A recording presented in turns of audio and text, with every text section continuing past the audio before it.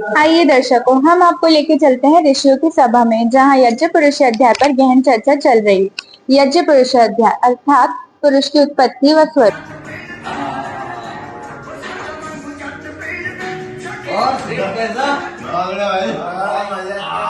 मेरा भाई है यार।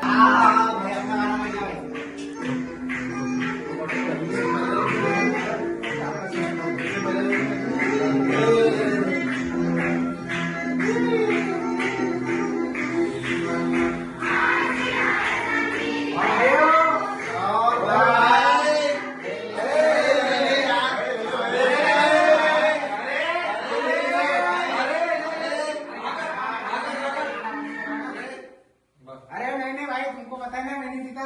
चलो नाचते अपन, नाचो बस। अरे भाई थोड़ा सा पी ले यार, पैसा मिले तो नाचने में और मजा आएगा। अरे यार भाई, भाई यार तुमको पता है ना मैंने जीता। क्या होगा? अरे दोस्ती के लिए इतना नहीं करेगा तू? नहीं करेगा भाई हमारा ऐसा थोड़ी है। तो मेरी बात सुनो, तुम भी मत पियो, प्लेट रख दो इधर, रख दो। क्या यार मत पियो यार, भाई ऐसे बकवा दिया यार। अरे रख दे यार, नहीं छोड़ना इसको। चलो मैं तुमको ले चलता हूँ संभाषा में। यहाँ हमारे यहाँ एक संभाषा हो रही है, जहाँ पे तुमको आत्मा और पुरुष का ज्ञान होगा। चलो तो उससे क्या करेंगे? अरे तुम समझो तो चलो मेरे साथ, भाई हो मेरे। चलो नहीं रही। प्रणाम गुरुदेव।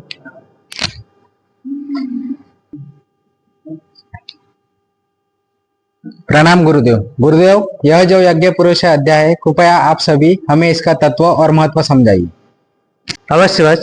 यज्ञ पुरुष का विचार वेदों में किया गया है। जिस प्रकार ब्रह्मांड का निर्माण यज्ञ पुरुष के सत्व से हुआ है, उसी प्रकार यह शरीर भी यज्ञ पुरुष के सत्व से बना हुआ है। प्रणाम गुरुदेव। क्या यह देह यज्ञ के समान है? हाँ वत्स, जिस प्रकार यह मस्तिष्क यज्ञ में आहुति देने की अग्नि के समान है, और यह प्राण आहुति खुद है, और यह इंद्रिय उन ऋषि के समान है जो कि यज्ञ में आहुति देते हैं, और यह संपूर्ण शरीर ही यज्ञ है। नमस्कार गुरुदेव। तो इन सब चीज का यह अर्थ है कि शरीर सिर्फ भौतिक नहीं, अतः लौकिक गुणों का भी प्रतीक है।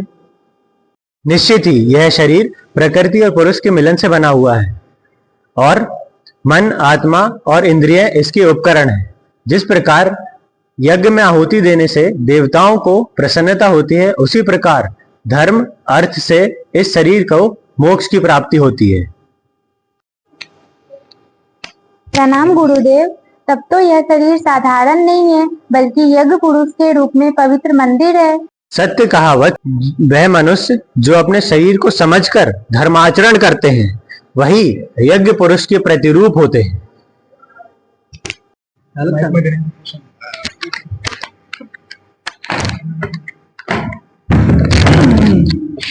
गुरुदेव, क्या इस पर अन्य ऋषियों का मत है?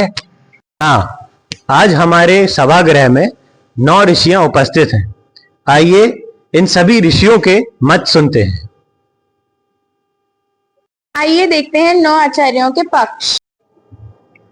पुरुष आत्मज होते हैं और रोग भी आत्मज होते हैं। आत्मा ही पुरुष और रोगों का कारण होती है। आत्मा ही कर्म को करती है और कर्म के फलों को भी आत्मा स्वयं भोगती है। बिना आत्मा के सुख और दुख की प्रवृत्ति नहीं हो सकती। आचार्य मौद्गल्य, यह उचित नहीं है। दुखों से द्वेष करने वाला आत्मा स्वयं अपने आप को दुखों से युक्त करेगा, यह संभव नहीं है। इसलिए सत्व संज्ञक मन जब रज और तम से युक्त होता है, तो वह शरीर में रोगों को उत्पन्न करता है। आचार्य शर्लोमा, यह कहना उचित नहीं है।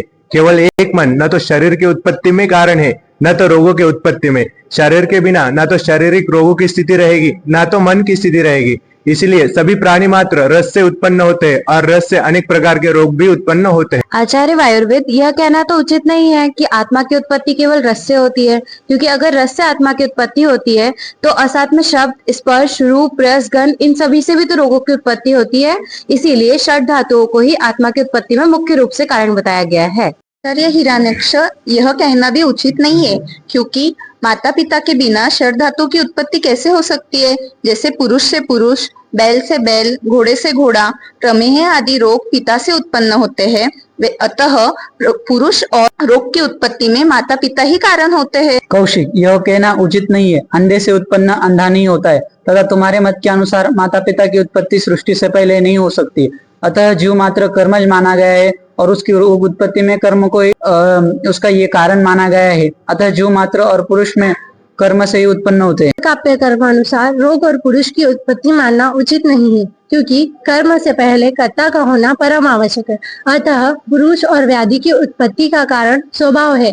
जिस प्रकार पृथ्वी, वायु, अग्नि, जल इन भाव पदार्थों में खरत्व, उष्णत्व, द्रवत्व, जलत्व स्वभाव से ही उत्पन्न होते हैं। आचार्य भारद्वाज से ही रोग और शरीर तथा सभी पदार्थों की उत्पत्ति एवं अनुपत्ति हो तो प्रयोजन विशेष से किए गए अन्य व्यापारों को कोई महत्व ही नहीं रह जाएगा।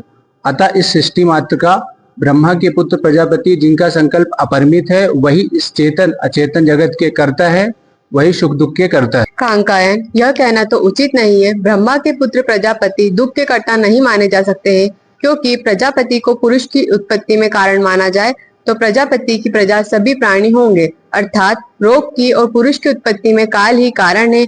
यह संपूर्ण जगत काल के ही वशीभूत है और सभी प्रकार के कार्यों के होने में काल ही कारण है। हे महर्षिगण, आप सभी के मत सत्य हैं, परंतु आंशिक हैं। जिस प्रकार धर्म, अर्थ, काम, मोक्ष, देश, काली, व्यवसाय आदि के संयुक्त से इस शरीर की उत्पत्ति हुई है, अतः यह पुरुष ही यज्ञ पुरुष है, स्वयं एक यज्ञ है। और धर्म, अर्थ, काम, मोक्ष से हमको इस जीवन का मोक्ष की प्राप्ति होती है।